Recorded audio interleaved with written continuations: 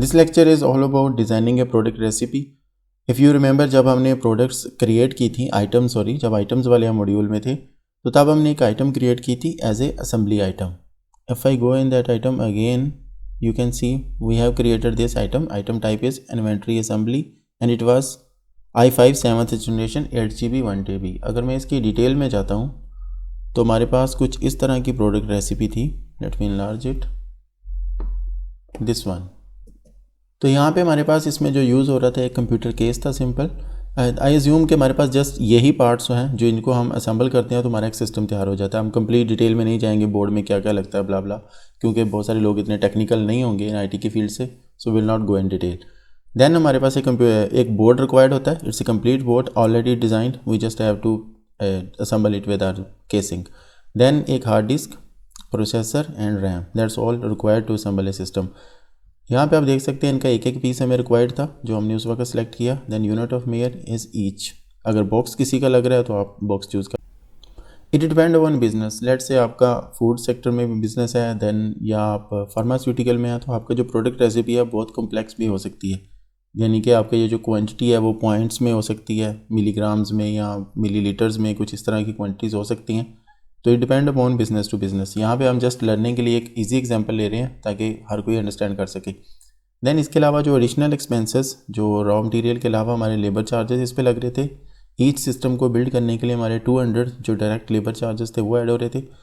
इसके अलावा जो अदर एक्सपेंसेस थे जिसमें हमारा रेंट, इलेक्ट्रिसिटी और दूसरी कॉस्ट आ रही थी, वो कुल मिला के हमारी 300 पर पीस हमें रिक्वायर्ड थी जो कि हमने चार्ज करनी थी सिस्टम को। आप यहाँ पे और भी आइटम्स ऐड कर सकते हैं, लाइक रेंट की अलहदा, इलेक्ट्रिसिटी की अलहदा, इसके अलावा और जो आपके ओवर हेड होंगे उसके लिए आप अलहदा एज ए अदर चार्जेस एक आइटम क्रिएट कर सकते हैं। Let's me check this one, miscellaneous assembly overhead and it is type is other charges. तो आप अदर चार्जेस के नाम से कोई भी आइटम क्रिएट कर सकते हैं जो आप चार्जेस इसमें ऐड करना चाहते हैं, जो कि आपका फिजिकल जो रॉ मटेरियल है या पार्ट्स हैं वो नहीं हो। तो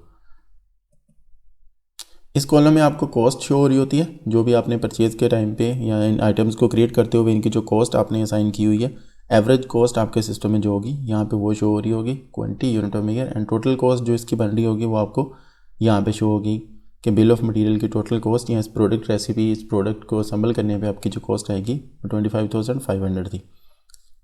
अगेन वही विंडो यहाँ पे है। देन सेल प्राइस आप इसकी असाइन कर सकते हैं क्योंकि कॉस्ट हमारे पास यहाँ से आ चुकी है 25,500। देन जो भी आपकी सेल प्राइस होगी वो आप यहाँ पे इसमें ऐड कर सकते हैं।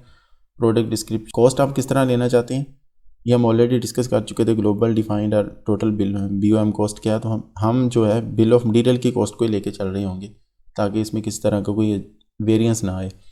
देन ये जो आइटम है आप इसको किस तरह सेल करते हैं, बॉक्सेस में और ईच या आपका कोई यूनिट ऑफ मेजर हो सकता है। हमारे केस में हम एक एक सिस्टम ही सेल करते हैं।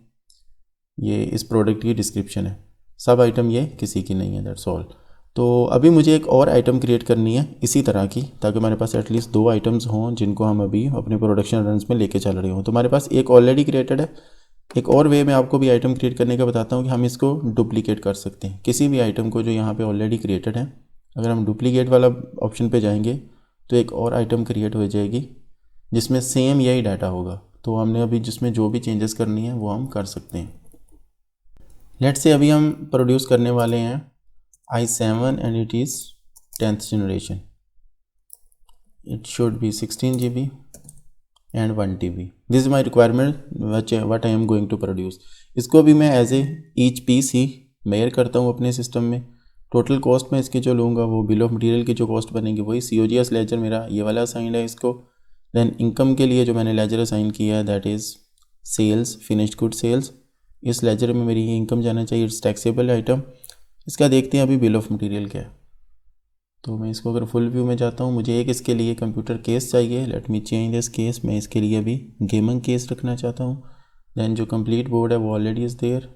देन i5 मुझे अभी नहीं चाहिए, I am going to produce i7 and it is 10th generation. Okay, then RAM 8GB, let's say 8GB की हमें 2 रैम्स इसमें इंस्टॉल करनी है। लेबर चार्ज है सेम, असेंबली ओवरहेड भी हमें इसके लिए सेम ही चार्ज करनी है इसको। ये आपके केस में डिफरेंट भी हो सकते हैं, डिपेंड्स ऑन योर सिनेरियो, लेकिन मैं पर पीस के हिसाब से चार्ज कर रहा हूँ इन एग्जांपल में। So again we are going to produce 1 piece, तो मुझे वही चार्ज करने हैं इसके ऊपर।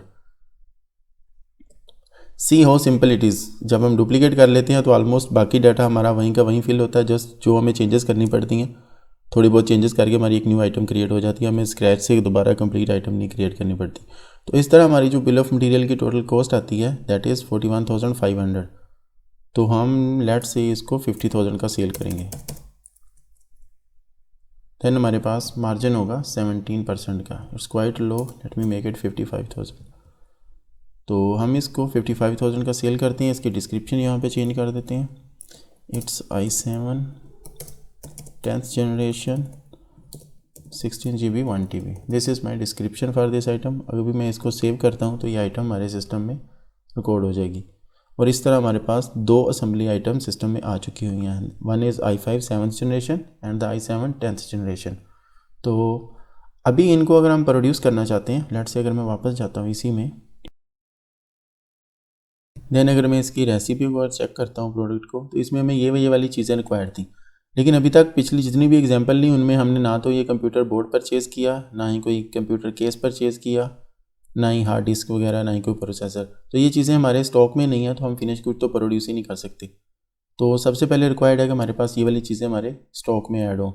तो इसके लिए अभी हम एक परचेज़ ऑर्डर बना के और एक बिल एंट्री कर लेते हैं ताकि ये चीज़ें हमारे स्टॉक में आ जाएँ। लेट्स से ये चीज़ें हमें अवेलेबल होंगी हमारे मेगाबाइट से। Let's assume this is the date. Items हम ऐड कर लेते हैं।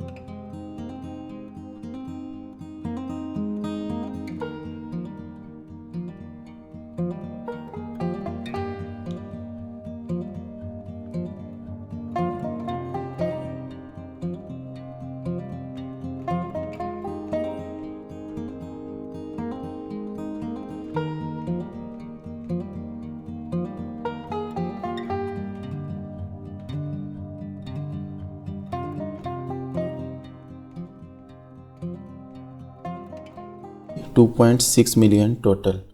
लेकिन ये पीओ वो नहीं है जो हमने डिज़ाइन किया था, क्योंकि अभी हमें ये नहीं यहाँ पे पता चल रहा किस कोटेशन के अगेंस्ट हम ये पीओ रेज कर रहे हैं। तो अगर मैं जाता हूँ टेम्पलेट्स में, we have wiser product PO जो हमने ऑलरेडी डिज़ाइन किया था। तो इसका स्टाइल कुछ इस तरह का था। इसमें हमें अभी अपना कोटेशन का रेफरेंस देना है, किस कोटेशन के अगेंस्ट हम ये पीओ रेज कर रहे हैं।